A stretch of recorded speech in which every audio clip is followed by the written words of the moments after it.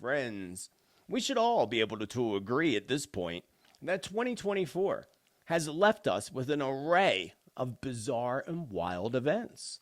Not to mention the month of December, kicking off with the drone invasion on the east coast of the United States, and also sightings of strange things in our skies all across the globe. And now Christmas is upon us. Christmas is upon us, and for the first time in history, according to some, the Vatican has announced that the Pope will be opening up 5 different portals beginning on Christmas Eve. But what kind of portals exactly? The Vatican has actually referred to these as portals, also as holy doors. But could they actually be unleashing something really dark and evil? Is it at all possible? As some folks, or many folks actually, are assuming and believing is going to be the case. Especially with the recent revelations that Jesus spoke about in the Holy Bible. Signs would appear in the heavens. Well, signs are certainly appearing in the skies all around us. What concerns me the most about all of this, friends, is that how this could actually align quite perfectly with some of my past visions and predictions, along with other prophecies. Starting off with the prediction that I made earlier this year in my 2024 world predictions, that I had a feeling that Christmas time and the end of the year would go out with a huge bang. And I was pulled directly to Christmas Eve, Christmas Day. And not only that, I had an even more disturbing vision. And that vision was of a large, I'd say 12 to maybe even 20 feet tall demon busting out of the walls of the Vatican and running towards the city in the light. What at all could this possibly mean? And could this whole thing happening at the Vatican with these portal openings be at all connected to my actual vision? Today, we are going to explore the Pope's Christmas Eve multi-portal opening ceremonies and how this may actually align perfectly with some of my past predictions and other prophecies. This is my take on the portal opening that is going to begin on Christmas Eve, along with other predictions revolved around the Church, the Vatican, and the Pope.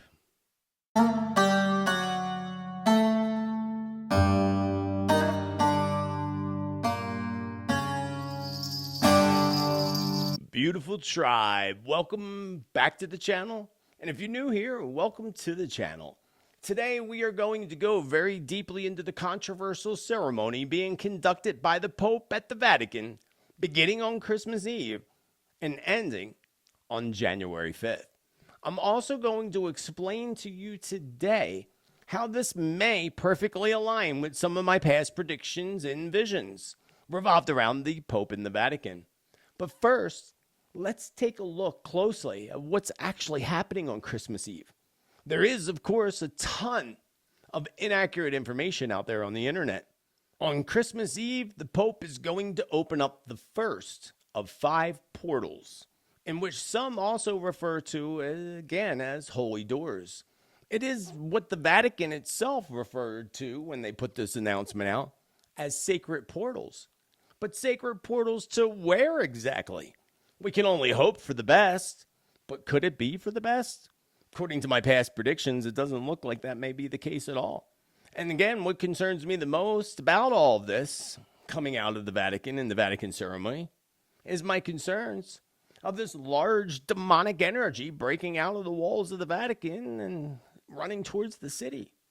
Could this at all be related? We're about to explore that today. First, friends, let us correct some of the false rumors that there will be 5 openings of these portals on Christmas Eve. That is incorrect. It's actually going to start off with just one holy door and portal being opened in a ceremony. The other 4 portals are going to be opened in ceremonies that lead up to January 5th, 2025, and the start of the Catholic Jubilee year, which happens every 25 years. And I will say that these 5 doors I find to be both interesting, but also one of those doors to be quite concerning. And that's why we are here today. 2025 is going to be the celebration of the Holy Year in accordance to the Catholic Church, better known as the Jubilee year. The last Jubilee year that has occurred with the Catholic Church was in the year 2000, when Pope John Paul II was in the Church's powerful position. That same Jubilee year in 2000 was when Pope John Paul II made the first historic visit of any popes to Israel. Kind of interesting. 25 years later, here we are at the next Jubilee year, and Israel's been in conflict all year. In that same year, 2000, the Pope also revealed the alleged secret, the third secret, of Fatima. You know, the 3 secrets of Fatima? That's a totally different video. Allegedly, that third secret, according to the Pope when he revealed it in the year 2000 during that Jubilee year, allegedly had to do with the attempt on taking out Pope John Paul II. If you remember that, I remember that very clearly, even though I was a kid. And if you really believe that that's really the secret of the third secret of Fatima, then you keep believing that. But personally, I feel that the third secret of Fatima has never been truly revealed and never will, because they don't want us to know the truth. There was also in the year 2000, during that Jubilee year, the very controversial U.S. elections between George Bush and Al Gore that went all the way to the Supreme Court. A lot of people forget about that.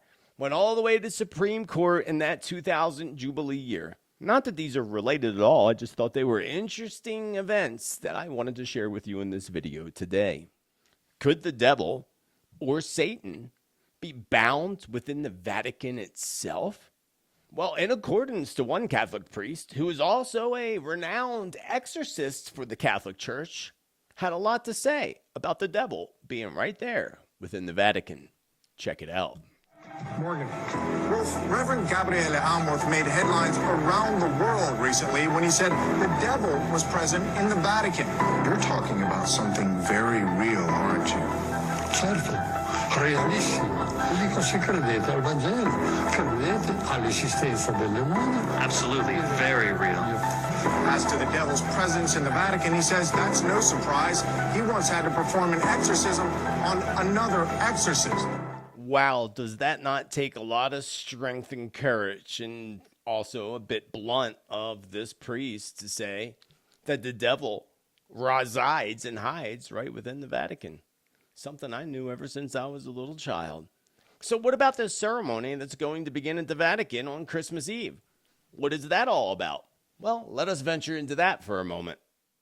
Pope Francis is going to commence a centuries-long tradition on Christmas Eve, and also at the same time, he'll be introducing a first-time historical addition to this holy ritual. And that's what we're here to talk about today. Starting on December 24th, the pontiff is going to open up a series of holy doors throughout the Vatican, including St. Peter's Basilica, plus Rome's 3 other basilicas to commence next year's Catholic Church Jubilee, a joyful commemoration of faith that normally occurs every 25 years. Starting on December 24th, 2024, the pontiff is going to open up a series of 5 holy doors and portals throughout the Vatican, including St. Peter's Basilica, plus Rome's 3 other basilicas to commence next year's Catholic Church Jubilee, a joyful commemoration of faith that normally occurs just every 25 years. The door at St. Peter's was sealed shut by bricks and by the Freemasons, of course, during the Jubilee of the Divine Mercy in 2016. On December 2nd, 2024, those were ripped down, of course by the same Freemasons, to ready the door for opening up as a part of this rite of recognition. After that Christmas Eve ritual, Pope Francis is going to open up the symbolic door inside the Roman prison Rebibbia on December 26, which also happens to be the feast of St. Stephen. This will be the first time ever in history that the Pope has opened a so-called holy door or portal within a prison. I didn't even know there was a prison in the Vatican. Did you? But there again, of course there's a prison in the Vatican. They're responsible for so much genocide across the planet in many centuries, along with eradicating the Knights of the Templar. Or did they eradicate the Knights of the Templar? In a proclamation written by Pope Francis, he explained that the objective of opening up the doors later in this month of December is to usher in a year renewed in hope, as Christians find Christ as the door of our salvation. On Sunday, December 29th, Pope Francis is going to open up the portal or the holy door at Rome's Basilica St. John Lateran, which he happens to also be the bishop of that particular basilica. And then, on New Year's Day, as the holy day of obligation, they call it, the portal or the holy door at the Papal Basilica at St. Mary Major, just outside the Vatican in Rome, will be opened. And then finally, on Sunday, January 5th, Pope Francis is going to open up the fifth and final holy door at the Papal Basilica at St. Paul, outside the walls of Rome. There has been so much chatter and inaccurate information all over the internet about this big ceremony happening at the Vatican beginning on Christmas Eve. Again, this is very different this year in the fact that the Pope's doing something that's never been done before. Is he taking a risk by jumping into something he's never done before? And then there's been those who reach really deep and really far to try to find significance and symbolism in things. So here we have a map of the 5 places where the Pope is going to be performing these ceremonies. And then someone decided to draw lines to connect it and make claims that it aligns perfectly with the sigil, a sigil being a symbol, this symbol related to Lucifer, as you see in this clip here. Now, personally, I feel like somebody's probably really reaching far, but we know how Washington, D.C. is formed in the shape of a pentagram. The pentagram, something we're going to be discussing in just a little bit. You may also find this to be a bit interesting, as I did, because the whole ceremony begins at St. Peter's Basilica. And you know about the catacombs and all the underground vaults and everything beneath the Vatican, but I also find it interesting that it was St. Peter who was crucified, just like Jesus Christ, except per Peter's request, Peter wanted to be crucified upside down. There's no explanation as to why he'd want to be placed on an upside down cross and be crucified upside down. The cross, of course, many associate the upside down cross with being related to the devil or Lucifer.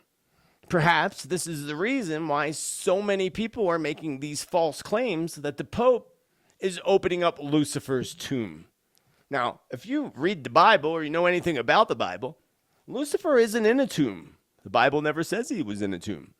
It actually states that the devil, or Satan, is bound by chains. Definitely, maybe perhaps within the Vatican, we don't know. Some of the Bible talks about the demons that are bound beneath the Euphrates River. But could it be the head demon, Lucifer, Satan, or the devil, that's actually bound within the Vatican, as many people seem to believe? I don't know about that. But there again, they deceived us with every aspect of our lives for thousands of years. Are they deceiving us on this too? Probably so. At the same time that we're about to step into these Christmas ceremonies at the Vatican in Italy, we have all these things occurring all over the globe, friends, that align perfectly in the Holy Bible and prophecy. We have nations rising up against nations, as spoken about in the Holy Bible. 2024, we saw northern lights in places that it's never been seen before, like right here in Sedona, Arizona. And it was Jesus that warned us that signs would appear in the heavens. And there sure are a lot of signs appearing in our heavens and in our skies lately. Wouldn't you agree? We also have this drone invasion happening on the east coast of the United States, and strange lights, orbs, and even this footage of something right here that is described in detail by Ezekiel in the Bible, in the book of Ezekiel. A spinning wheel that moved in all directions, covered with the eyes of a monsters, watching from all directions. Does this not appear to be at least similar to Ezekiel's experience? Take a good look at that. And again, this is just a thought.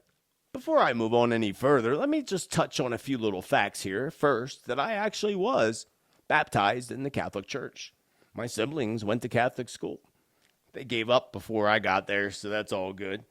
Mostly just like everybody I grew up with. Everybody I practically grew up with were baptized Catholic and went to Catholic school. I also recall clearly the dozens of stories that have been told to me throughout the times about the abuse that has occurred to the little people, to the kids, by the holy people of the Catholic schools. I also have childhood friends who endured the atrocities brought upon them by a priest. And one of my friends, past friends, couldn't deal with it any longer, and he's no longer with us as he opted out. Another friend went down a road of destruction, probably ain't around anymore either. And then my life shifted into this direction of spirituality, ancient ceremonies by our ancestors. And that all happened when I was about 19 years old, all the way up to these current times. When I was in CCD classes as a child, what is that, about 7, 8 years old, I was getting ready to make my Holy Communion. And I went home and told my mother that the priest was lying and not telling the full truth. And she kind of smiled, probably giggled too, and said, you're not like everybody else. You're different, and I know that you'll find your way when you get older. And after that, I was no longer forced to endure these teachings if I chose not to. I also went to Bible school as a kid, all the time, every Sunday. Bible school as a child. And also, I do have a statue right behind me here of Jesus Christ, along with the Holy Mary, Mother of God and Jesus that sit upon my altar. So I'm not dissing Christianity, because I pray to Jesus and Mary.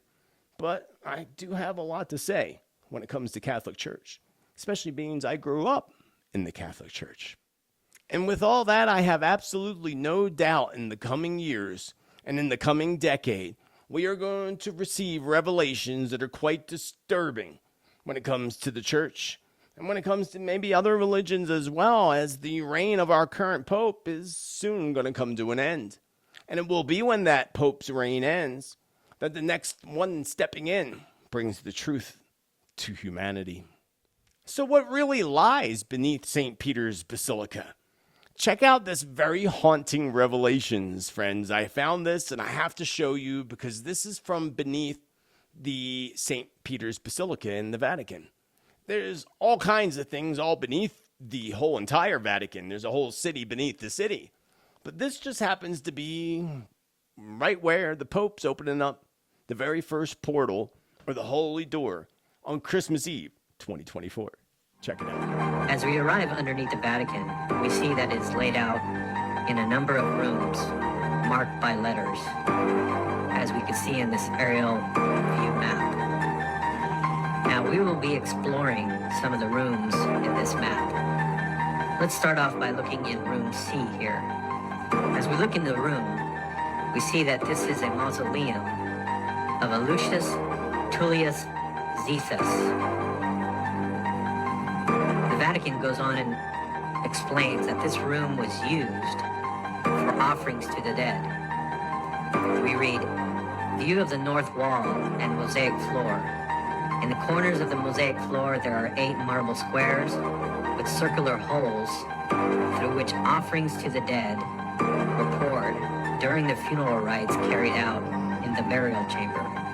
So here we have a room where offerings are done to the dead. That's pretty common in Catholicism. Now, if we look in the next room, room E, so here in this room they have a vase which has the image of a Medusa. So here underneath the Vatican, we have a Medusa. Again, we ask ourselves the question, this is a vase, but yet it's kept underneath the Vatican. This could have easily been removed. If the Vatican was a holy church, you would think that they would have done this. You think underneath the Vatican they would have things that are sacred to Christ and not foreign gods, not idols and images of foreign gods. Now, as we move down further to room H, here we see that this is the mausoleum that is one of the largest and most luxurious mausoleums underneath the Vatican of St. Peter's Basilica. It says that it was built at the beginning of the second half of the 2nd century during the reign of Emperor Marcus Aurelius and belonging to a freedman of the important Valeri family. And as we're in this mausoleum, we see that there's lots of idols from the old Roman Empire. We ask ourselves, why does Rome keep these idols down underneath St. Peter's Basilica? You would think if they were Christians, they would want to clean all this out. I can't imagine anybody who has a true church would keep idols in their churches, especially pagan idols. Why is it protecting them? If it was a true church, it couldn't be doing it for the sake of art, especially with all the evil things that are happening in the Vatican. And as the priest earlier said, that evil does exist, the devil is real, as he admitted. But the hypocrisy of all of this is that they have all these evil images and idols underneath the Vatican of St. Peter's Basilica. We also see two figures of genuses with bat wings also portrayed on the walls. Again, this is supposed to be a holy church and a holy place. Now, this is supposedly all there for many, many years. As we move into the next room, room I, the details of the mosaic floor with Mercury and Pluto's chariot, they go on and explain that this theme is an explicit reference to the overcoming of death and the return of the afterlife. They describe it as a splendid mosaic floor of Mercury is depicted carrying a caduceus with wings at his ankles, walking in front, and a chariot carrying Pluto and his wife, Persephone. So here we have all these Roman gods underneath the Vatican, images of foreign gods. Well, as we move to the next room, we find out why they keep all these idols down there and these images. As we move to room U, here we find the shock of all shocks. Here on the wall, it says there is a depiction of Lucifer. That is the light bearer, the morning star.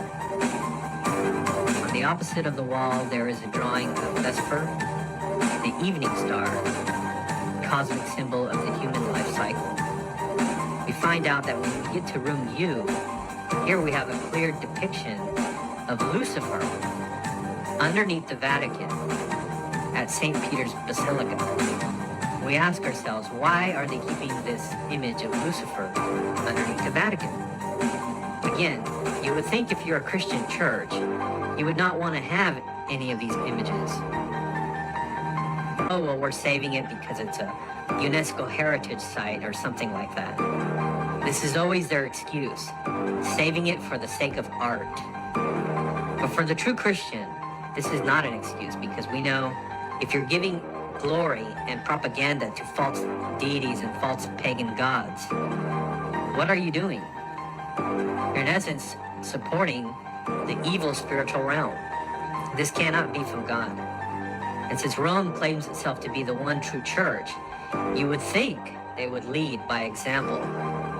But what kind of example is this? That you have a depiction of Lucifer underneath the Vatican for countless hundreds and hundreds of years? Now, this image here underneath the Vatican has been there since their claim, which would be Constantine. We would know that he was the first one that built this basilica. And so again, we ask ourselves, why are they keeping this depiction of Lucifer underneath the Vatican? Well, we think the answer for why all these images, idols, are kept underneath the Vatican is because what we're dealing with here is we're dealing with an apostate church that has always been apostate. And even now, as it is filled with Freemasons. And so we know that the reason why they're keeping all of this there now, and they're actually revealing this on their internet website, is because they want people to see this. They want people to see what they're really all about. And for the masses who believe that Rome is still a pure church, they don't mind deceiving them into believing that they are still a Christian church. As you go down underneath the Vatican, down into the next rooms, they will try to convince you on this tour that you take that Peter is buried down there in one of the rooms and that this gives credence to following the Pope. Now, did you know about all those things that existed beneath St. Peter's Basilica?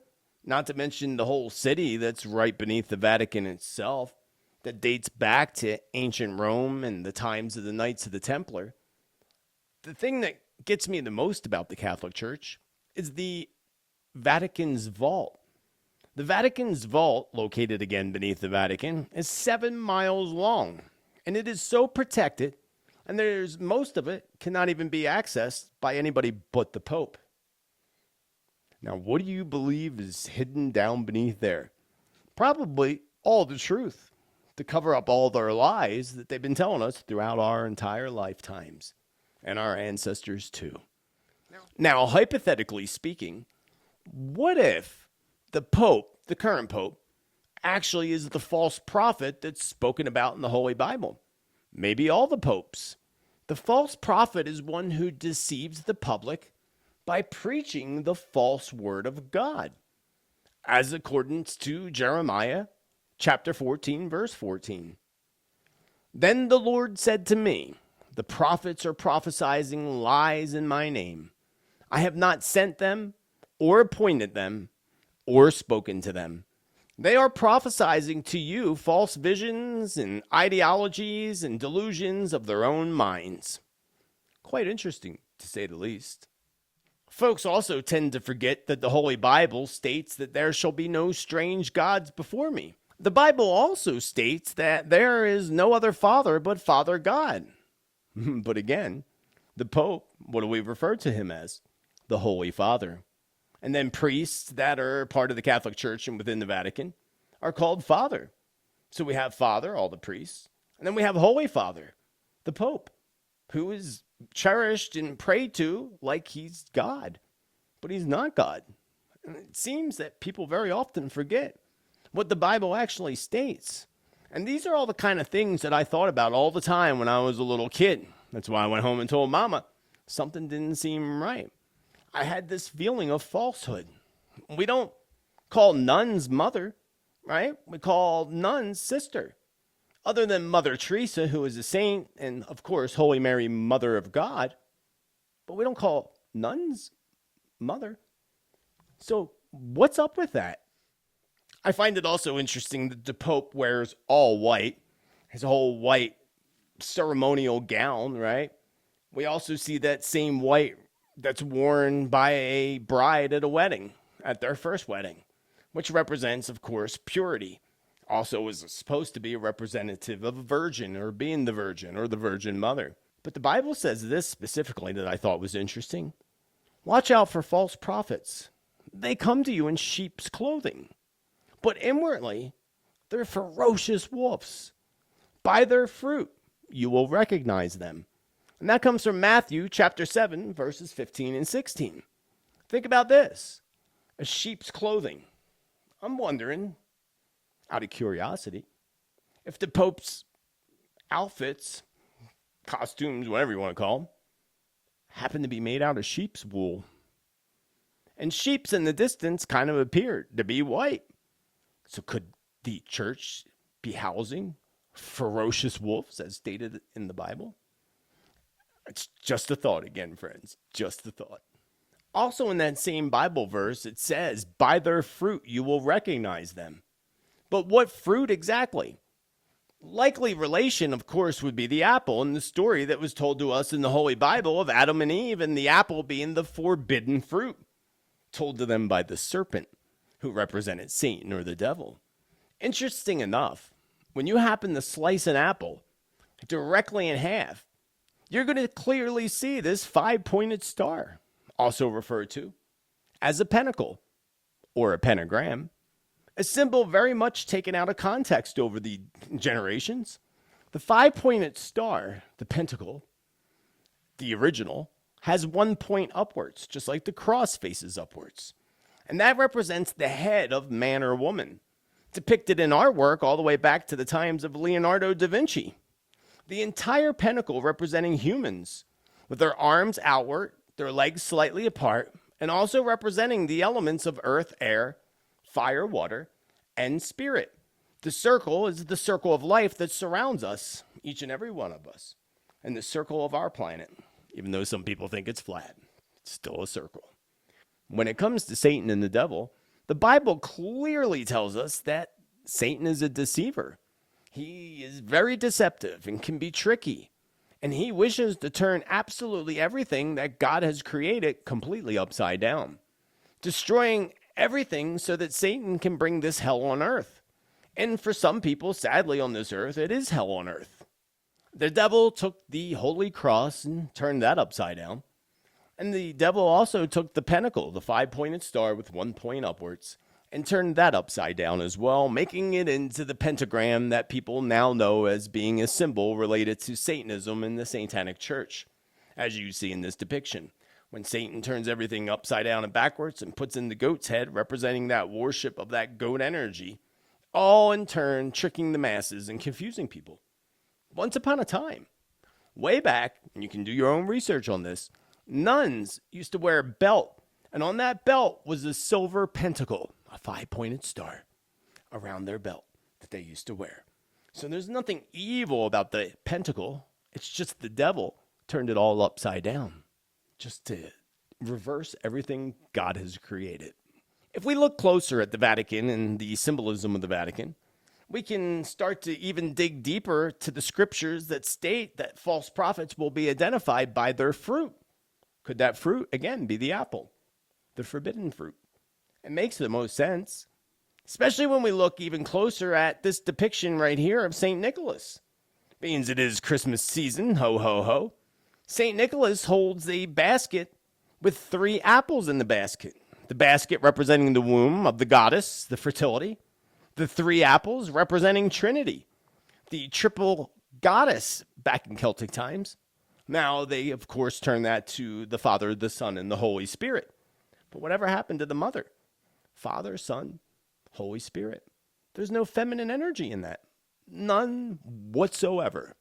Now, also, the symbol of the apples in the basket actually goes back to Celtic mythology, which actually shows one of the most powerful gods, Lu, holding 3 apples as a sign and symbol of his immortality, his power, and his strength. So is the church telling us something with the symbol of the 3 apples? That they're immortal? That they'll never die? That they're the most powerful and hold the most strength? Again, friends, just a thought. At the Church of the Holy Cross right here in Sedona, Arizona, which I happen to find to be very, very creepy, and every single person that I have taken to this church agrees with me and gets the same creepy vibe. There is what is supposed to be Jesus in this church, with his very creepy eyes, as you see here, with all these golden apples dangling around him. In ancient times, the golden apple was actually connected to an ancient goddess. It was the goddess Aphrodite, the goddess of love, sex, and lust. The golden apple goes all the way back into the ancient times, into the mythology of the ancient Greeks and the Roman mythology. But was it at all a myth? Or have we just been deceived since those times by organized religion? Did Rome really fall? Or did it just hide in the walls of the Vatican? I want to know what you think in the comments down below. And of course, to be fair here, we have to look at the Bible and all the many other fruits that happen to be mentioned in the Holy Bible. The grape is actually the fruit that's most spoken of in the Holy Bible. Then we have the fig, we have the olive, we have dates, and we have pomegranate, and of course, the apple. What if the apple is the one that's actually associated with the serpent, as it tells us in the Bible? And if that's the case, then the serpent, of course, represents Satan. Speaking of ancient gods and ancient pagan religions, a few years ago, the Pope actually Pope Francis gave the green light for them to place this very large, very creepy statue of the ancient god Moloch right at the entrance of the Colosseum. As you see here, this god, ancient god Moloch, was actually demonic and was known for his demand of sacrifices of little ones, of the kids. And again, this statue was placed outside the entrance of the Colosseum. Indeed, a very creepy statue, as you see the eyes and all of that.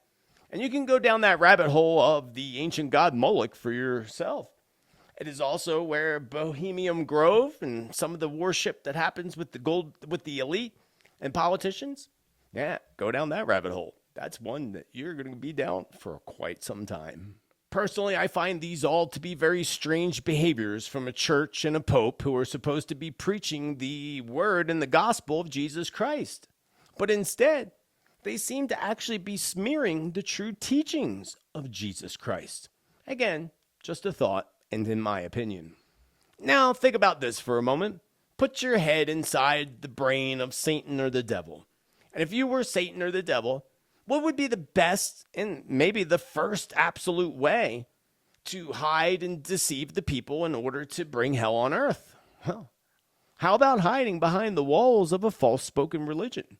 Making people believe that they're worshiping one God, when in reality, they're actually worshiping an entirely different deity, and not one that is for the good of all, or the good of humanity. Again, just a thought. So what does the Bible say about Satan and the devil? And maybe even Lucifer? Lucifer was the morning star, not mentioned in the Bible only a few times, where we can read about Satan and the devil all throughout the Bible. We need to remember the incredible stature and authority ascribed to Satan in the New Testament. He's called, amongst many things, the Lord or the Archon of the world. That's in accordance to John chapters 12, 14, and 16. Satan's also referred to as the principality and power of the air, according to Ephesians chapter 2, verse 2. He's also called the God of this age, in accordance to Corinthians 4:4. He is said to control the entire world. Sounds a little more plausible, don't it? He is said to control the entire world in accordance to John chapter 5, verse 19. My favorite one of all, that Satan is said to own all the authority of all the kingdoms of the world, in accordance to Luke chapter 4, verse 5 through 7. Who owns all the authority in the kingdoms? Well, definitely the Catholic Church did at one point. I don't think they do so much anymore, but they definitely did. So again, could Satan or the devil be hiding behind the walls of the Vatican? In this light, we should all realize that Satan, along with all his evil minions, has really messed with the minds of men and women since the beginning of recorded history in accordance to the Holy Bible. And it seems like he's doing a damn good job at it, too. Now, there are many folks who actually believe that the Vatican is also connected to the alleged race of aliens known as the reptilians, mainly due to this very strange layout and artwork within the Pope's audience hall. Are you familiar with the Pope's audience hall within the Vatican? This hall was built in 1971, conveniently just in time for the inauguration of Pope Paul VI. As you see here, the Pope's audience hall, many believe, appears on the outside as a shape of a serpent's head. The serpent being, of course, the reptilian aspect, with the windows as eyes and the mouth in the front, as you see clearly. And when we step directly into the Pope's audience hall, it really gets creepy, friends. This is almost three-dimensional, literally appearing as if you are looking into the face of a serpent. We see the skylights appearing like the scales of a snake. We see the stained glass windows that appear to be looking right at us, with the stage split and appearing like fangs and the tongue of a serpent. This has convinced millions across the globe that this was built to resemble the serpent. Perhaps interweaved, of course, with the story of Adam and Eve and the serpent's control over Adam and Eve. Is the Pope's audience hall a way of showing us the serpent's control over us, and especially over those who truly believe and follow the Catholic Church and the Vatican? When we do a close-up of the eyes, many are convinced here, friends, that this stained glass is done in a way that portrays the slit of a serpent's eye. What do you think? I want to know in the comments below. Let's discuss this.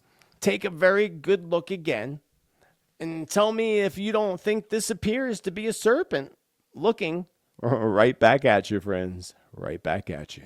As if things don't get creepy enough with this whole Pope's audience hall, friends.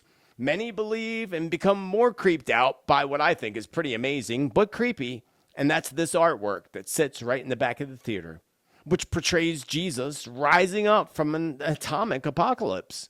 The Pope sits literally in a throne, as if he's the king right in front of that statue. And some believe when you look at this statue from different angles, the top where Jesus' hair is flowing, people believe resembles very closely the head of a serpent from either angle. Look very closely and stare at that flowing hair and see if you can see a serpent's head appearing. That's, and again, in accordance to many believers. For the longest time, the Catholic Church has been the most powerful and the most wealthiest organization in the entire world. So how much power do they actually have? Well, they owned more real estate than any others, and they even have their own Vatican banking system. Remember, it was Adam and Eve who succumbed to the deception of the serpent or of Satan. So has the Vatican been deceiving us like the Satan and the serpent for centuries now? Again, just a thought. This brings me to some of my past visions, predictions, and prophecy, and how this may perhaps align with what's happening at the Vatican and the start of this new Jubilee year in 2025. All I know is that if I go back to the year 2016, as it was shown to me by my team of guides in meditation, I was shown that 2025 through 2032 was going to be marked off as the most difficult time for humanity, perhaps since the time of the floods of Noah. I was also told by my guides that I needed to get off the east coast of the United States before 2025 kicked in. We're at the end of 2024. I'm off the east coast, thankfully, but look what's happening on the east coast of the United States right now. Could this speak highly of something even bigger that's about to hit the east coast of the United States? All these strange things and all this activity in our skies, it's not just happening on the east coast either. That's the drone activity. But strange lights and strange things have been happening in our skies all over the planet Earth since we stepped into the month of December, and even months leading up to December. It's just intensified in December more than ever. Also, in some of my past predictions, I had a vision, and this has gone back at least a few years ago, where I had a vision of the Vatican, and I believe I was at St. Peter's Square in this vision. In that vision, I heard this loud fire that sounded like a firearm being discharged. I saw people scattering, and then my vision ended. This was, again, quite some time ago. Nothing happened there since I had that vision. So could there be some type of a pow-pow type of an event happening at the Vatican? Perhaps during this whole ceremony that are happening. Now, this is where I get my creepiest version. Well, actually, I'll save the creepiest for last. The creepiest vision, perhaps the creepiest I've ever had, was over a year ago, perhaps actually 2 years ago, where I was shown the outside of the Vatican, followed by this huge 12 to 14 foot tall dark demon entity busting out from the walls of the Vatican. That demon looked both ways and ran towards the city in the sunlight. Now we have this Pope opening up these strange portals, one that's never been done before in history, while strange things are happening in our skies. As Jesus said, things will appear in the heavens. Signs will appear in the heavens. Well, something's definitely appearing in the heavens lately. Whether it's a sign or not, I take it as one. How about you? I also recall earlier this year, pointing to late December, especially Christmas Eve and Christmas Day, as 2024 would go out with a huge bang. Perhaps several huge bangs. And I said that in the beginning of the year. And now we're at the end of December. And things are definitely happening on a large scale that could potentially set us off and set out 2024 with a huge bang. Perhaps several bangs. I also had this strong feeling in my past prediction that there would be some type of a mass casualty event occurring around the holiday celebrations, and of course the birth of Jesus Christ. So Christmas Eve, Christmas Day, right before. Now we did have this attack that just occurred, unfortunately, in Germany, but I felt like that this attack on Jesus and this was more of an attack on Jesus and Christianity. So again, let's hope and pray that this is not at all the case, that there's no big casualty events that happen. And if there happen to be, let them be natural and not caused by these global psychopaths. I also made predictions where I saw vehicles being used as weapons to plow through people. I warned to stay away from markets, and I warned to stay away from outdoor large gatherings. And we all know the tragedy that just played out for our friends in Germany at one of their Christmas markets, which is a big thing in Germany. The whole Christmas thing in the Christmas markets. And some psychopath decided to use their vehicle as an attack, not just on the people, not just on the market, but friends, let's face it, this was an attack on Christmas and a bigger attack on Jesus Christ, in my opinion. And we know also, finally, about all these mass graves that have been found up there in Canada, around the schools that were owned by the Catholic Church and the Vatican, those that are responsible for the abuse, torture, and the deaths of God only knows how many Native children, and the genocide that's been committed for a long time, friends. A lot more is about to be revealed around these truths and the genocides committed under the Vatican's rule.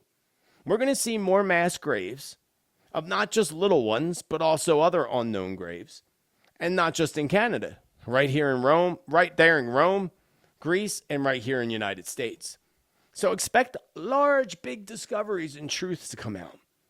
Also, let me touch on what I said about the fall of the Pope and the amount of truth that is going to be revealed in the coming decade. It was, I forget how long ago, it was a long ago, over a decade ago, where we had Pope Benedict in reign at the Vatican.